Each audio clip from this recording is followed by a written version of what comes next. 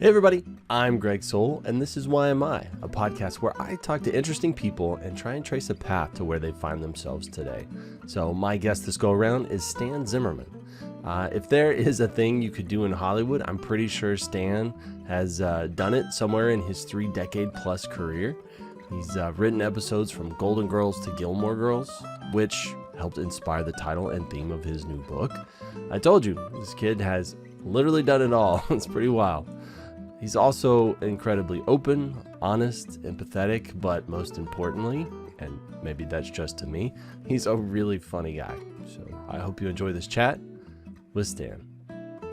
The funny thing is I used to be scared to do interviews. I used to be an actor as a kid and then got into writing, and then some people actually do some radio shows and then co-host with them.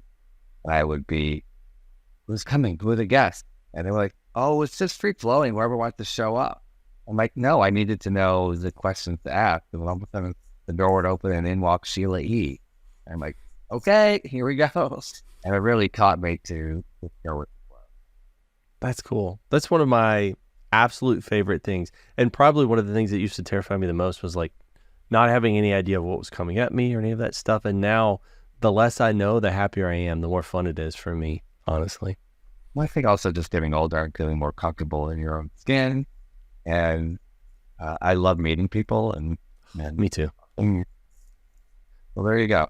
Yeah, it's genuinely one of my favorite things. And I 100% think you're right. Like, the more I am my authentic self, the more fun it is to just talk to people and be me and just share it. And then when you see something you say affects people for the better, it's pretty cool and empowering.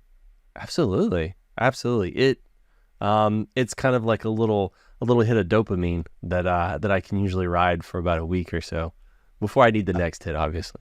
I do get that. Also, it's like when I go running, which I will do after this.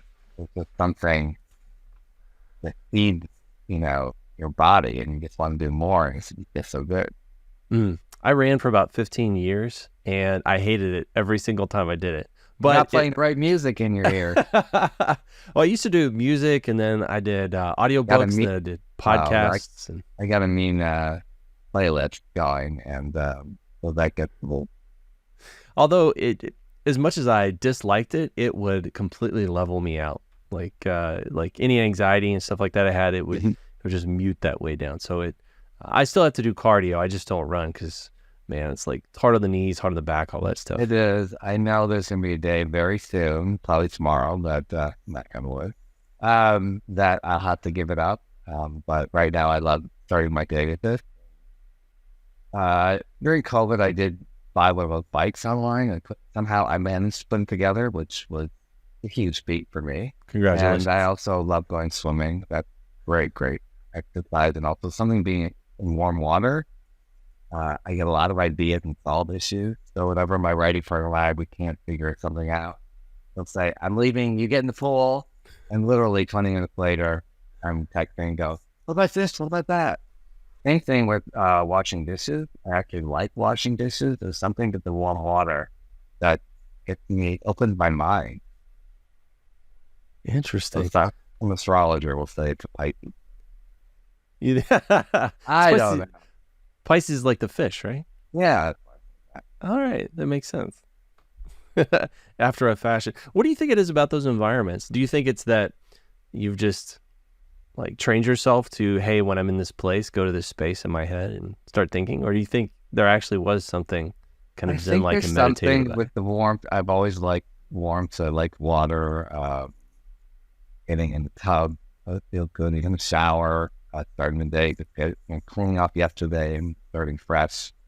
I never understand. I see there's a lot of TikTok, these people, like my friend Bruce Bozzi shows me tons of ice.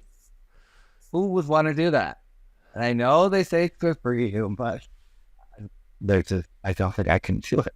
Yeah. I've got a friend of mine, Justin, and every morning he, because it's the winter, right? And he'll go and he'll jump in his pool for like 15 minutes and just freeze. And somehow he says it rejuvenates him, lowers his anxiety. And I guess it's, it's like 8 cups of coffee all in one blast or something. They say it's really good for you. I've tried a couple, like if I had my birthday, do go to a little spa, get a massage for myself. And, they have the warm water and they have this other, and I just dip my toe in it. And I'm like, no, next year. Yeah, that's not Not for going me. to happen. Yeah, for sure, man. Well, usually when I start these things out, and by the way, all of this is in the show because you're terrific. I usually ask one question. It's so funny that you were saying that, earlier in life, you wanted to know all the questions and what was going to come at you. And a handful of people have asked me, what questions you're going to ask me ahead of time. And I say, and genuinely, I only ask one question to everybody, and that's, who are you? So, how do you see yourself? How do you define yourself? Not necessarily how everybody else sees you, but how do you see you?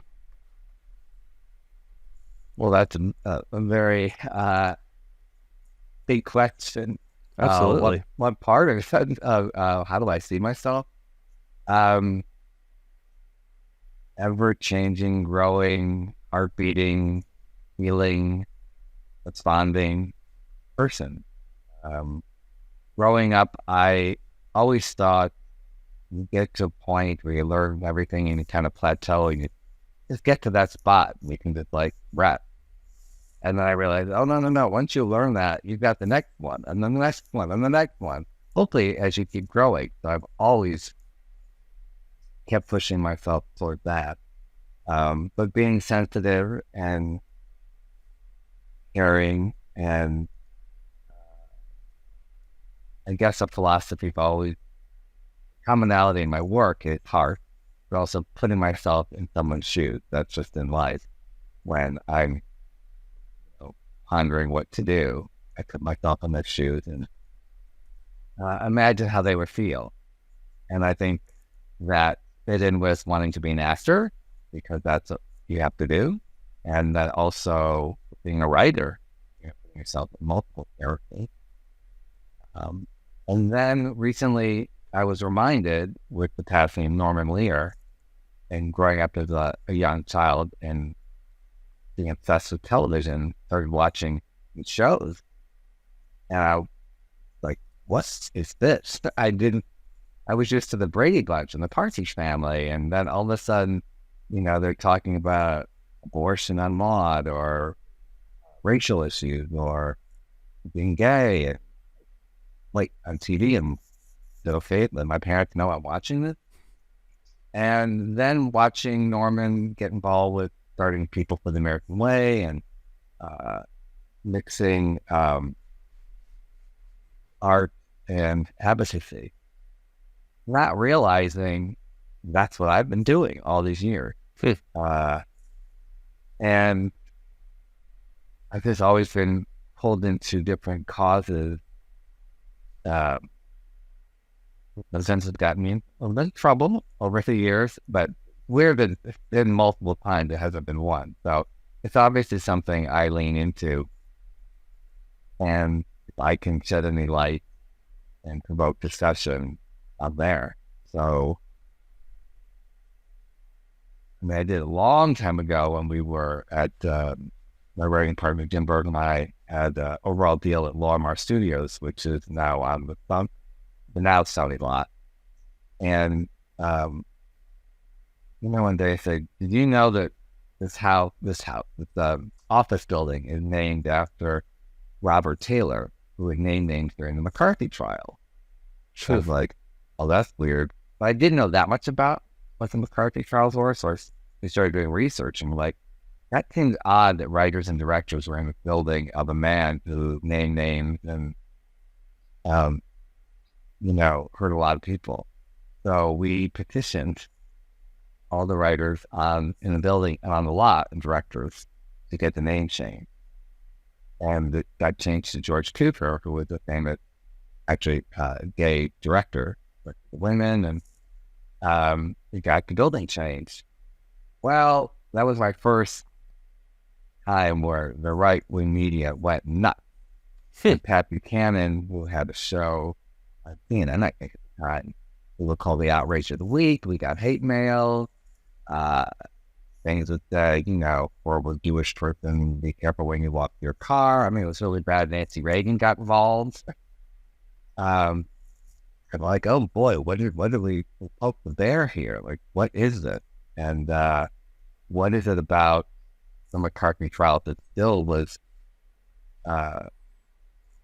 somehow raw for people? And then later, obviously in Golden Girls, we got to touch on many topics, such as caring for your mother as they get older. We did an episode about sexual harassment, the episode of adult education, when Rue McClanahan was published by her teacher to get a better grade. I remember that one. Obviously, the lesbian kiss episode on Roseanne caused a huge worldwide controversy. And then most recently, my Latinx production of The Diary of Anne Frank, I had to go back on CNN and tell them about my vision that had to do with story at CNN that I saw about a Jewish woman in LA who was hiding a Latina mom and her two daughters when the husband was deported by ICE. This is back in 2018. And that's what made me think that we were living in the times of Anne Frank, hiding family. And that's why I thought of the idea of doing the play exactly as written, but casting everyone in the attic with Latinx actors to see what are the similarities, what are the differences. That caused an uproar, but I've been doing the play. We've done 8 iterations of it all over the LA area and Vancouver since then. And then also a play that I wrote and performing all over and will be in Austin January 2021, called Right Before I Go. And it's a very close friend of mine died by suicide 11 years ago. And as a comedy writer, I didn't know how to process it. And we were trying to get his notes. And so I started Googling other suicide notes. And then I came up with the idea of making a play like the Ghana monologue and the actors read all the notes.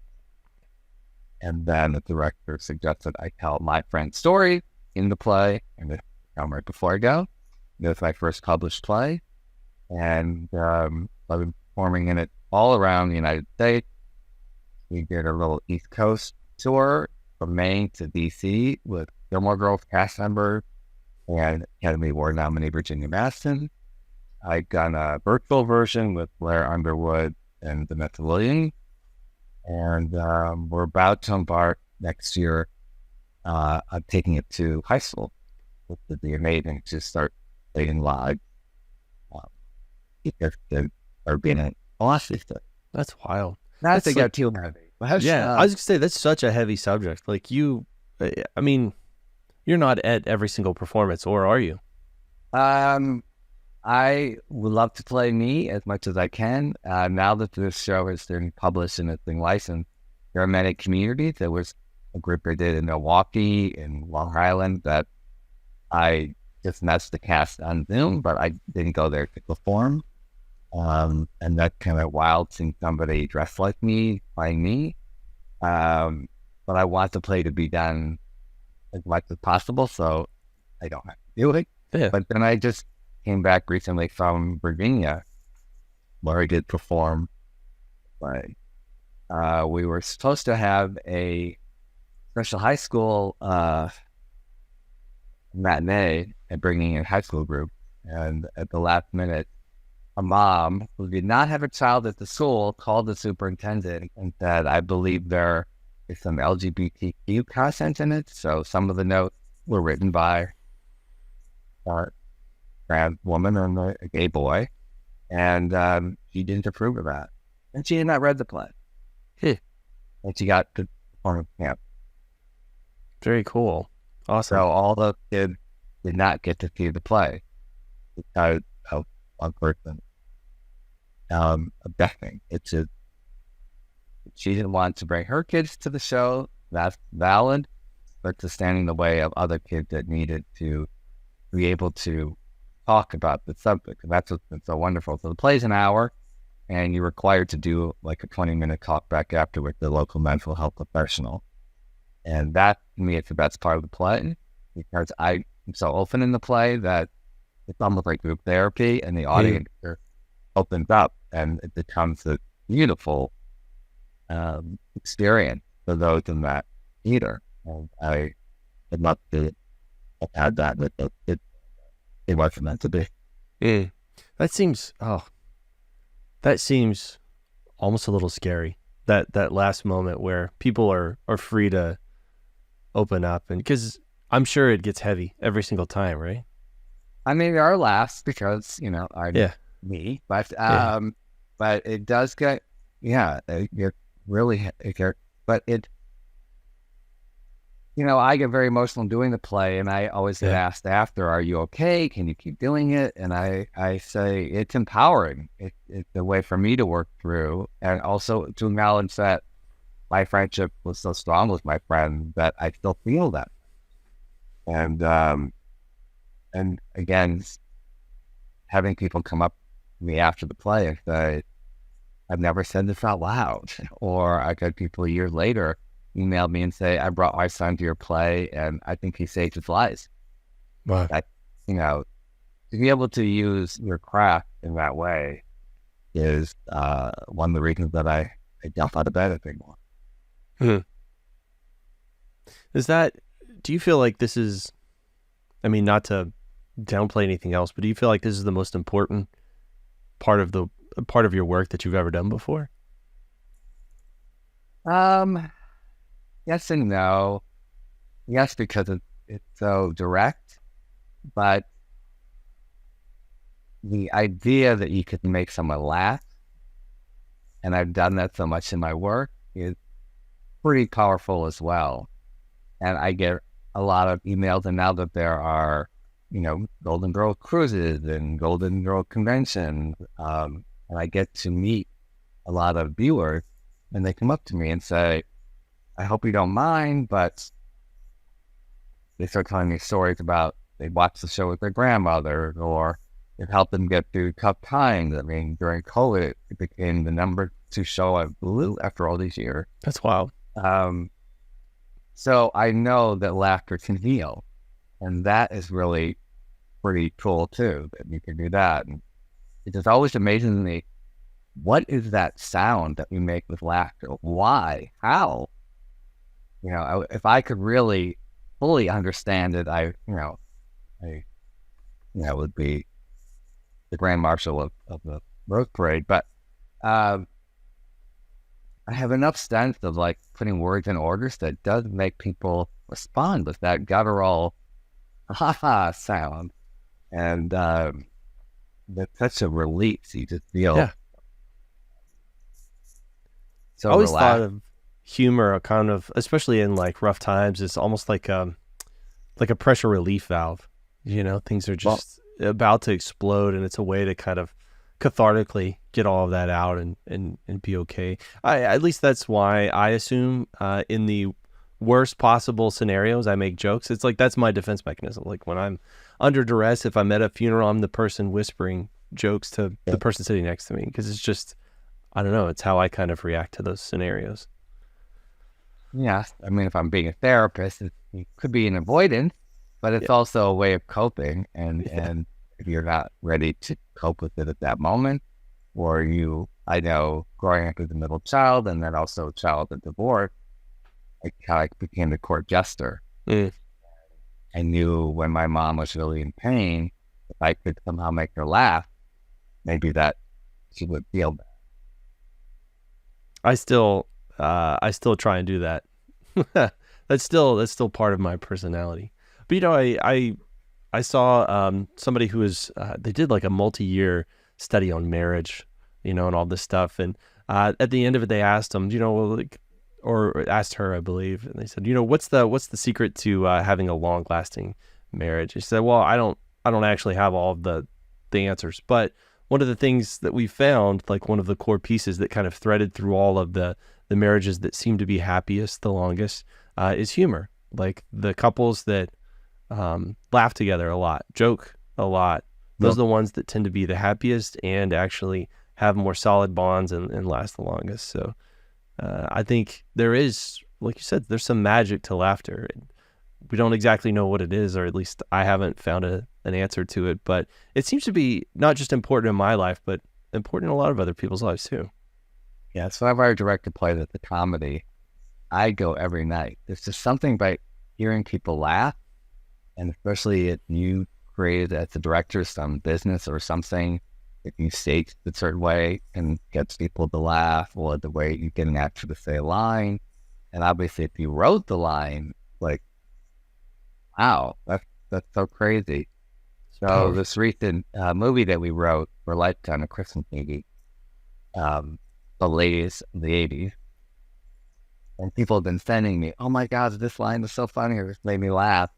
And I'm like, oh wow, that's so cool that I'm saying that came from up here, that it affected that. Whenever I have friends read a script, and if they're in the same room, they usually tell me to get out. Like, what's funny? Why'd you make that noise? I need, because I still want to know, because I feel if I know more of what tickles somebody, I'll know how to do that again. Well, earlier you described yourself as sensitive and caring. Have you ever thought of yourself as a healer? Like, if comedy has this healing power and you have the ability to give it to all these people, have you ever thought of yourself in that regard? Not that term, but I guess there's a part of what I do is, I guess I think more of the provoker, but that could heal as well. To be able to release certain feelings or thoughts or be more verbal and be healing. Yeah, well, they get And like laughter healing. So yeah, like a doctor's. Now I have to put that on my writer, director, producer, healer. Yeah, I love it. I don't have room on Instagram. They've only I can do teacher, shaman. I can't. Shaman I can do. No. It's just they need to give me more space. Well, I think it's like a doctor's or practitioner of like medicine, right? Like they do that thing. They're healing. I mean, how's it any different than what you're doing? Just in slightly different way. I'll think I'm a DJ. I've done. Now I'm a healer. Okay. You are a person that I'm guessing. Do you get bored pretty easy and you have to like challenge yourself with something else? Because you have done. You have a lot of accolades. You've been nominated and won a lot of awards, and not enough. Oh, I didn't say I've only it was been enough. Nominated a little bit. You absolutely haven't plateaued. That's not what I was hinting at. No. It just seems like you're somebody who's always mind an Emmy nomination. Chasing. I mean, roughly, obviously, the shows that I've been in have been nominated, but I haven't had to go up there. And it's not about that. It's about doing the work. But I'm not a person that gets bored. I just get interested in a lot of new things. So it's not like I'm like, I'm tired of that. What's thing? I'm just always have my feelers out. So I like multitasking. So I keep doing that, but also, oh wow, I like that. But also again, being the Libra and the balance, I'm keeping aware of not putting too much on your plate. I have to do plate plural because I'm spinning. I've always that. Yeah. I remember the kid watching Ed Sullivan, the person had sticks in their plate, and he'd be like, keep it on the plate. That affected me. But not to have too much on them, because then you're not really servicing any, or knowing just enough that you can handle. So you said you like growing. When you're like learning all these new things, do you put like pressure on yourself to like, I've got to learn this stuff by this time, like I've got all these things going, or is it just like your happy place to like constantly be learning and being open and saying yes to stuff? Well, my new motto in the past few years is yes and, which is an improv technique. And I really got that when I directed the show, my first off-Broadway show that I directed a year and a half ago, called Hip-Prov, starring Colin Mockery from Who Blinded It Anyway, and it mixed hypnotism and improv. Well, it's a thing I'm a little scared of. So Assad Mekki, who's our hypnotist, asks 25 people from the audience on stage. He hypnotizes them, narrows it down to 5 people, and those 5 people did 5 improv sketches while hypnotized with the great Colin Mockery. And improv always scared me, and so I decided to lean into yes and that way you have so many experiences. You don't know who you're going to meet. And, all those experiences, you got other experiences and meeting new people. Yeah. It's funny how it's kind of like a force multiplier. When you start saying yes, it's not just, 1 + 1. It starts becoming like multiples, like this times 5. And yeah, just how those things kind of branch and spread out. That's so I cool. can't believe, oh my God, I'm doing that. Like, really doing that, or I'm going to that place and doing that. And, oh, I met that person there. Then they say, well, can you do that? I'm like, oh, well, here I am doing it. And up in Austin, or next July, I'm teaching again at the Writers Retreat, the Rockaberry Writers Retreat, castle in France, a beautiful 14th century castle, which might be a little haunted. And it's a horrible job. I have to drink wine every day and eat great food, talk about writing. Yeah. Yeah. Thank you for your service, sir. I'll do it. It's okay. You stay where you are. And that was just something I saw on someone's Facebook page.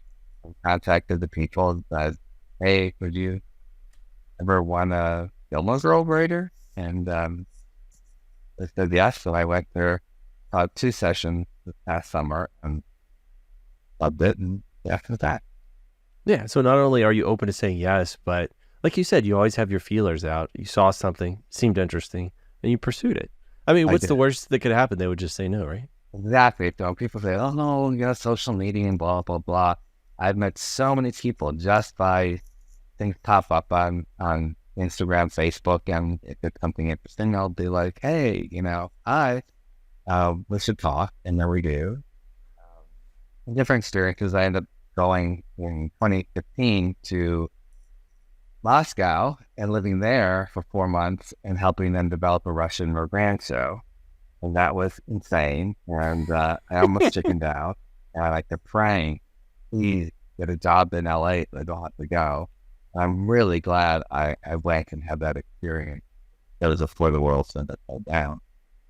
When would I ever get to have an apartment on Trashkaya and be able to look at Red Square from my balcony? I mean, it was crazy. Well, there I was. Did you make some interesting friends while you were over there? And met some really nice people. And I would love to go back. I don't know if this is the right climate for it. Yeah. I could end up, yes, in one of those bosses in court. And, and don't think I didn't think of that, because some people just mysteriously disappear. And, when I got there, I did call the American Consulate and I did register just in case. And then in my apartment above a bookcase, I saw a little hole in the wall. So being a little superstitious, being a little paranoid, I moved a box in front of it just so, the grandma wasn't watching me at all hours of the night.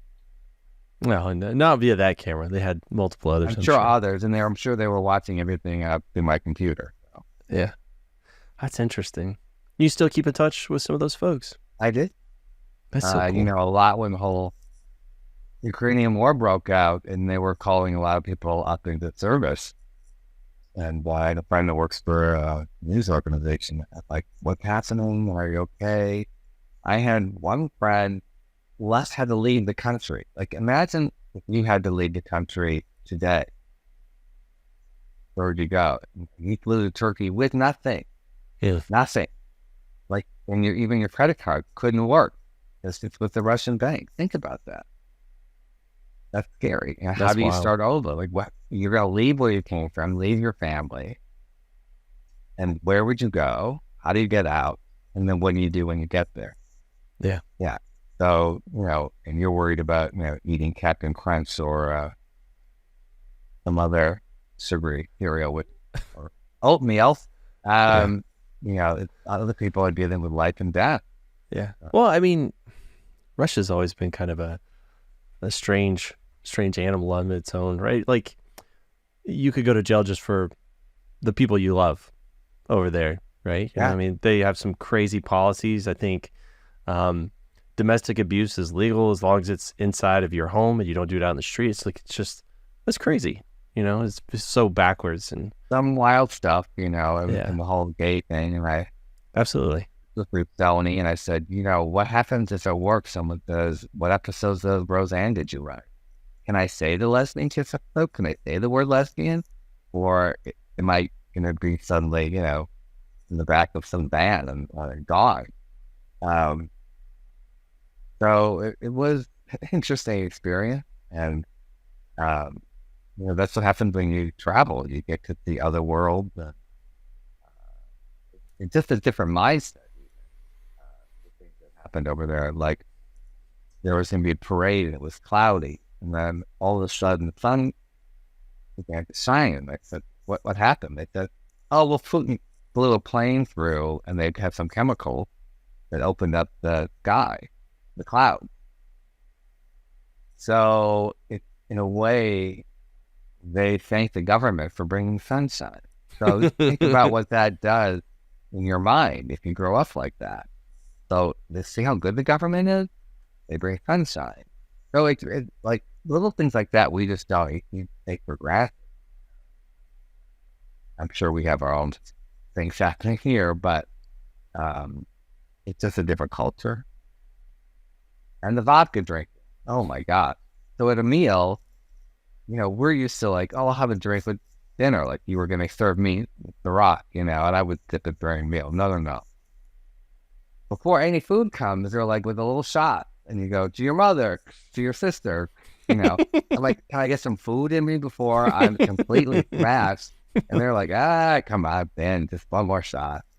So that was fun. And, luckily I got a ride home. But that's just a different way of looking. Yeah.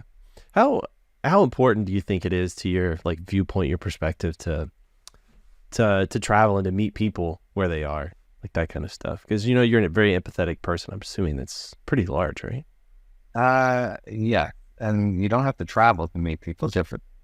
Yeah. Really, I mean, you can walk out your door and just start talking to people. I was working really hard for many years, like 7 days a week. I'd write with my main writing partner Monday through Friday. Then I had a partner that I would write plays with on Saturday and Sunday, and I was teaching at night. It was crazy. And then I decided to get back into traveling and putting it out there, and it kind of just came into my life. And it's been mostly travel through work. I finally just took last October my first relaxation pleasure trip, probably in over 20 years. Wow. I somehow marry the work travel thing. And always when I go, even if it's for work, just finding meeting new people or enjoying whatever city it is, that does a new person in town. That was always kind of the silver lining when I was traveling for work is the people. Not, well, I mean, I love food. I'd love to eat. All the potatoes and French fries that you won't eat, I will. Okay, you just pass them over here. I'll eat them. Yeah. So I love that. But most of all, it was people, meeting people and seeing what's important to them and, how they navigate the world. Time. I'd fly in and get right to work. And then after the past year, I said, no, I'm going to fly in a day early and leave a day later and have whatever city I'm in, even if it's like Indianapolis. Like, what is Indianapolis? Discover that.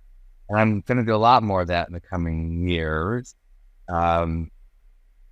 Whatever jobs I have, throwing a book signing in town. And that way, it's a great way to meet people and also marry a little bit of work. So I was asking you earlier, like if you had pressure on you or you felt any of that.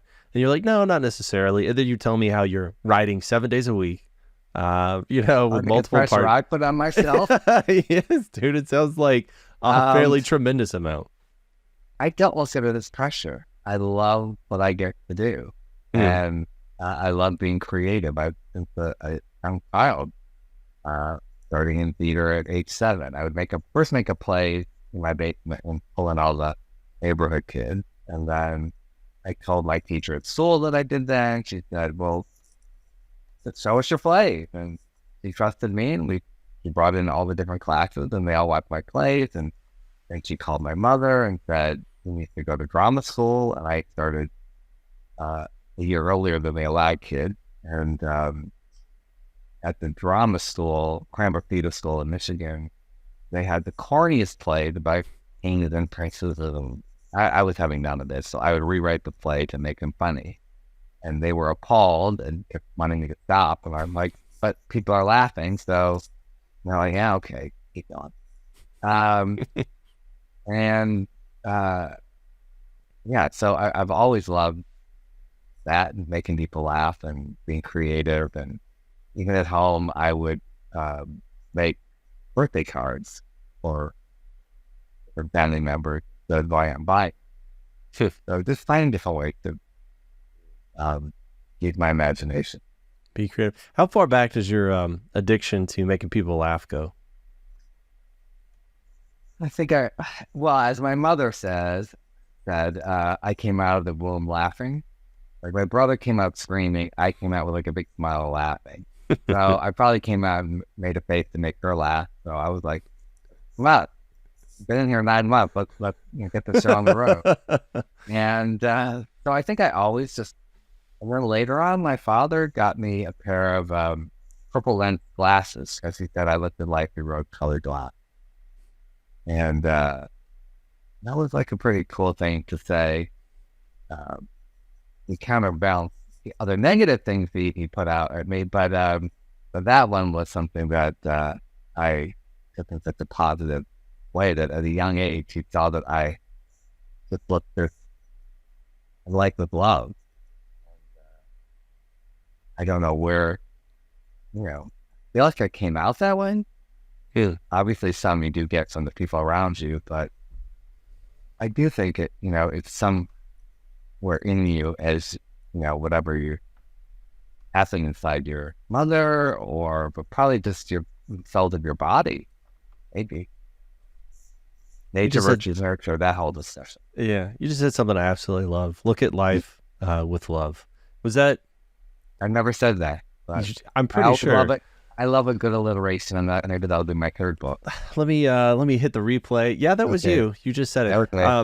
That you look at life with love. I like the idea of that, and it makes me wonder: was that something you were always just free and open to do, or is that something you grew into? Because I am slowly becoming more myself, allowing myself to just be who it is, right? Instead of kind of contorting myself to fit for other people's comfort. Was that just, were you always free to just look at life with love that way?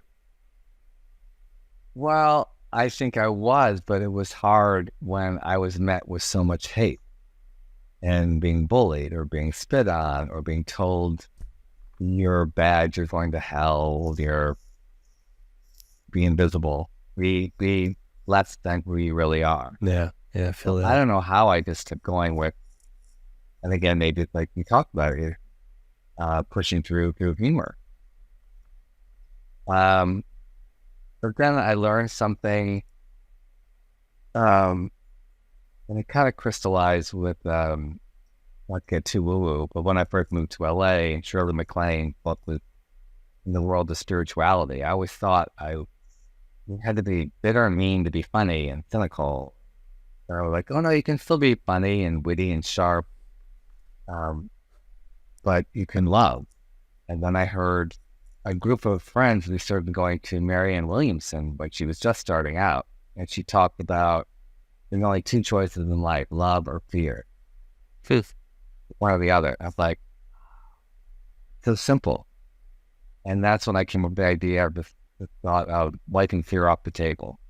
So I don't have it. And it was early on in our career. And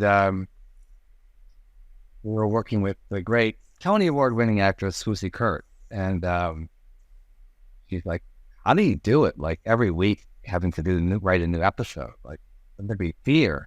And I said, no, we took fear off the table. So my writing partner and I have the similar philosophy. He's very spiritual. It really helped me a lot guiding me towards that lifestyle.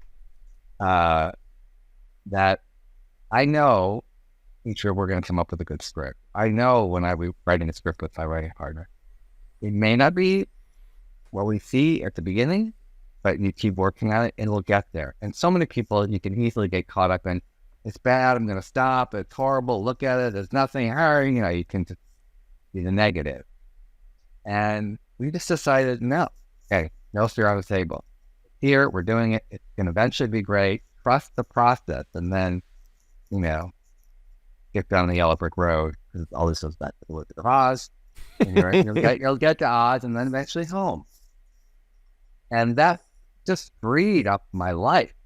I didn't have to carry all this fear with me. And then it can just be, about love and loving the process. And it was just a life shift of a great way to I want to live my life like that. And it started with, we had a job on a sitcom. And every morning I would just be like, oh my God, I don't want to go to work and I don't really love the show. And why did we take this job? But I would, all right, that was an attitude. And then I would drive through the gate of Paramount and just and my writing partner said, we decided for it, we agreed to do it. You have to be there. How can you make that enjoyable for yourself? And that was another shift. Of course, it's again, fighting where you are. And here, why not enjoy being here? And a lot of people, I think, like being in the, call it tumble, but just a mix of, I have friends that will call me and say, hey, I sold a pilot. Right. Okay, that's great. And they're like, no, it's going to be bad and no one's going to make it and blah, blah, blah. I sold it. You had what, a second and a half of excitement? I guess people think that you have to prepare yourself for something bad happening. And no, we're smart enough. We'll figure it out when we get there. But why live in the negativity till, when that happens? It's again, and the thing I learned in acting, living in the present time, living in this moment is pure. Getting to be with you, sharing these wonderful moments. And then that's the next pure thing. I think, again, you get into trouble. I don't know where I heard it. You live in the past or the future. But if you live in the present, it is pure and full of love. You didn't think you get all the spirituality, did you? I was hoping I would. Yeah, okay. Absolutely hoping for it. Your line about stop fighting where you are, that is that's something that fundamentally shifted my life and my perspective too. I was at a job that was making me absolutely miserable, and I did some stuff and kind of forced my hand and I had to leave. And I went to a place where I realized I can mold the environment around me. I'm at this place and I can shape it to make me happy and comfortable. And it's I learned, oh my God, life is so much better when I do this. Let me try this in my personal life. And it's amazing how I could start shaping everything around me to make me stop fighting where I'm at. That's I'd never had those words for it. Now I have the words for it. But yeah, stop fighting where I'm at and then just shape it to be what I want it to be. It's a lot of beautiful. People don't have the luxury or they have to be in a job that they don't like. Find ways within that you can wiggle or look at people, or then you need something on the side that fills your heart. And it could be anything from, working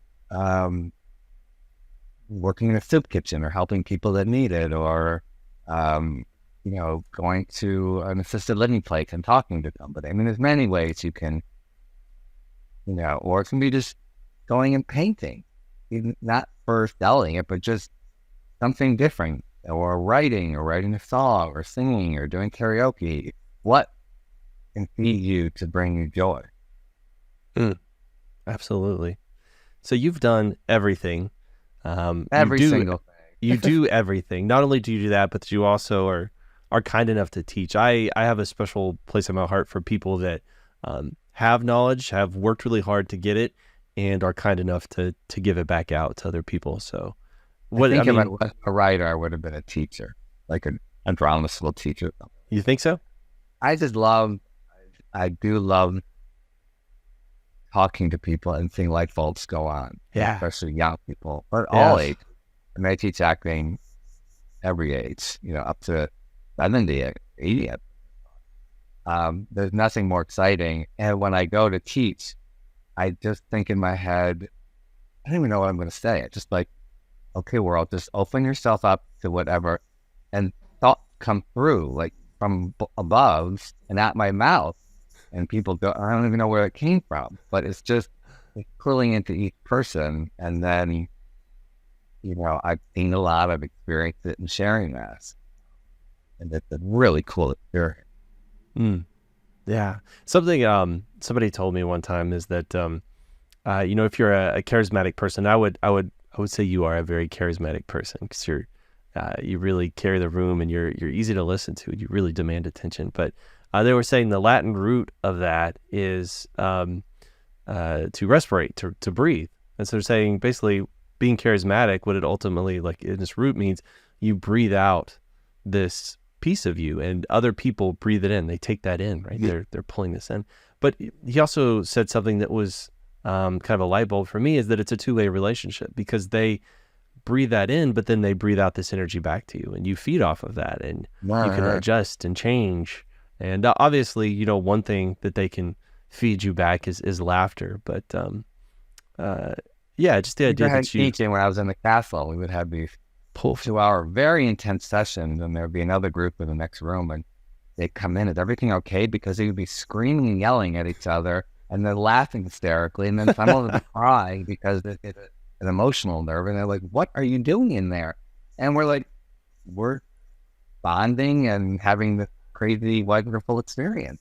But I just have to go back to my room and just like lie down for 20 minutes because I just put all my heart and soul. I just, you have to in everything you do. Definitely feel it.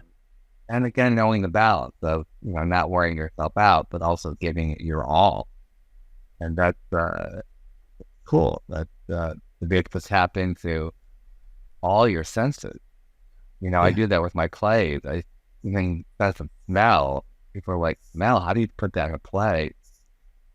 So I just did a play a year and a half ago called Have a Good One, an original play about an A&F type store at Midwest Mall in 1999.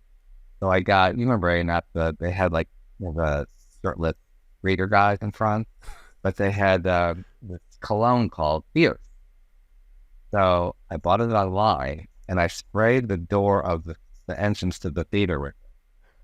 And people would come in and they go, you're actually transporting me back to a mall in 1999. I'm like, I don't know how that is. So they just had they came back to like, I was playing, 99 music from that period, and the sense of smell. So it was like all their senses were being and they just got pulled into it. So that's kind of fun to do. Yeah, that's so cool. That's so cool that you would even think to do that you would try and take it to that level, that it was that important to you. Oh, I've done some crazy things. The first play I directed took place in a backyard of a tenement in Philadelphia. Like, how when you walk to like an old apartment building, like down the hall, and all the smells of the food in there. Oh, yeah. Apartment. So I said to the stage manager, you're going to kill me, but is there any way to get a burner backstage? We cook garlic, go back to garlic, in a pan, and you walk around the theater before we open it up to the audience. So people came in smelling like they smelled garlic in the set and in the wall. And maybe some people knew what it was, or just others just, in the back of their head, they're like, oh, I just feel like I'm really back in the car go. That's so interesting. Yeah, I mean, sense memory is super strong for me. Sometimes something I'll catch there's this weird thing where I'll get transported back to like my aunt's house. She lives out in the middle of nowhere in this house, and it's just got kind of this older sort of maybe like mildewy water damage smell. Not necessarily that strong, but it's kind of affected that way, and I'll get transported back there occasionally. It's so interesting that you would try and tap into that, because it is such a powerful thing, right? Yeah, and you don't usually think of that in going to theater. It's your eyes and what you hear, but it's so much more. Yeah. Wow. Yeah, because when I'm going to see a live performance, I don't know, I shift gears. You're probably in my at a brain. Concert and you're smelling pot. Well, I mean, that's it. Pretty universally. It's usually I go to a rave and I'm smelling pot, but I haven't. Well, honestly, since COVID, I haven't really done any live performances like that. But I do a lot of musical theater. Like I love musicals. I know that's not everybody's bag, but we have an opportunity to see a lot of those. And it's so funny that like I will put myself in like this mental place where I'm just almost like wide open. I am just ready to feel everything, complete suspension of disbelief. And in that space, I've never had anybody do some kind of like sense based, where it's like there's like a smell or anything like that to try and take me back. But I wonder, I mean, it actually cost me. I want to try it now. Like I want to see how that would affect me. That's so fascinating that you would even think to do that. That's extremely... My mind is a little crazy in there, but it's fun crazy. Good crazy. Yeah. Good crazy. Yeah. Yeah. Not like ex-boyfriend, girlfriend crazy. Yeah. No. I look at being neurotic as a positive thing. As long as it propels you to be more creative rather than stopping you from things. I think they're the positive part of that. That's fascinating. I'm going to reclaim neurotic. I love it. I think you should be the poster child for it. There you go. All right. Well, we are closely coming up on time, and I know one thing you are extremely proud of is your new book coming out. So I wanted to at least give you a little bit of time to tell me about that. Oh, of course, the guy is wearing the T-shirt. So you've literally, like I said, you've literally done everything. So why not write a book? Why not? Yeah, I guess I made the mistake, but I did it on purpose. I came up with the title, "The Girls from Golden to Gilmore," and then I knew the tagline, "Stories about all the wonderful women I've worked with, and Roseanne." Yep, that's possible there.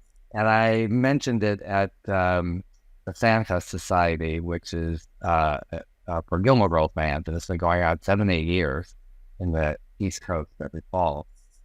I said, I'm writing a book. And when I got off the stage, I went, now I have to write the book. Oh, no. I have to pitch the book. I've got to find a publisher. But it was kind of being accountable for it. And every year I go back and they're like, when's the book coming out? When's the book coming in? And then this past fall, I got to say, the book goes on sale tomorrow. And so pre-sales are on, mostly through Amazon, but there are other places. And the book officially comes out February 13th, 2024. And it was the hardest thing I've ever written. So what I did was I've been journaling since college. So I went through all my old journals and I took out the section dealing with the women in my life. And so I have a lot of those entries, and I took a lot of notes during Golden Girls, Gilmore Girls, all of the Brady Bunch movies. And then I talk about it as far as my perception today as compared to a young person going through it and how it changed, what I learned from that experience. Yeah, because in the journal, you're just like, oh my God, I can't believe they did that to me. And why? And, just pondering out like, maybe because, or God, I feel differently about Betty White now than I did then. And so it's all in that book. That's fascinating. That's really cool.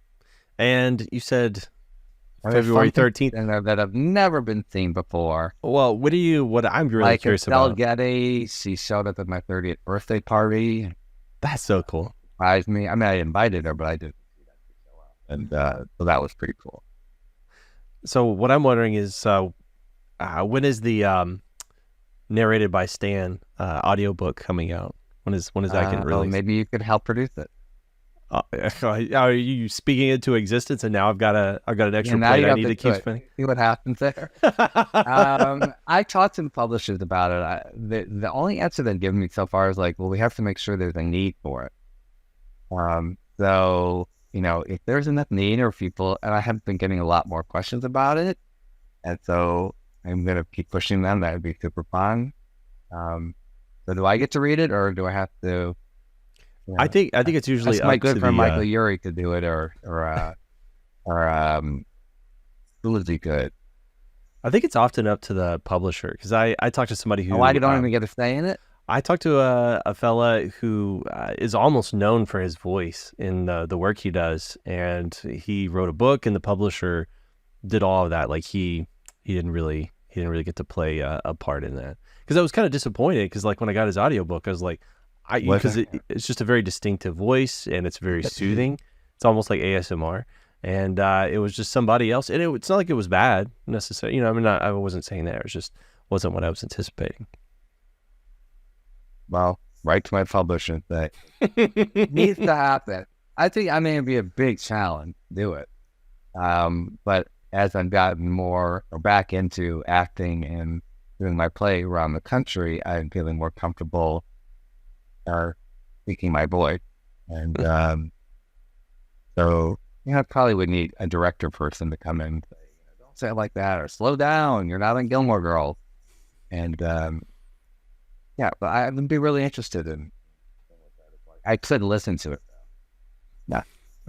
You'd be surprised. I think you could handle it, because normally when you're doing voice work, because I've done a lot of voice work in the past, is you're wearing headphones with direct monitor, so you're listening to yourself the entire time you're saying it. Like it's immediately coming into your ears, so you get accustomed to the sound of your own voice fairly rapidly. Most day. Yeah, I believe in you. Okay, if you've been able to do everything else, yeah.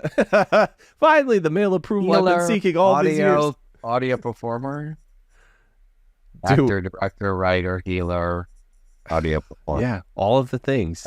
Just say everything to everyone. Maybe that should be your tagline. Yes, and every job. Yes, and you don't want me fixing your car. Trust me. Love it. All right, Stan. Well, right here at the end, is there any specific way, I mean, other than finding the book, obviously, that you'd like people to interact with you or find you, follow you on something? What do you prefer? Facebook. I love Instagram. I do answer all my DMs. To my website, zimmermanstan.com. Say hi. And if I'm in your town doing a play or book signing, come say hello and say, tell you on Greg's show. Oh, that'd be dope. That'd be dope. I'm gonna have to pay a bunch of people just so I'll impress you. Yeah, okay. to come up and say hi. All right, Stan, I'm gonna again thank you. You're open and honest. You are so charming. I'm sure you get that a lot. I'm gonna hit stop on all this stuff really quick though. Recording stopped. Excellent.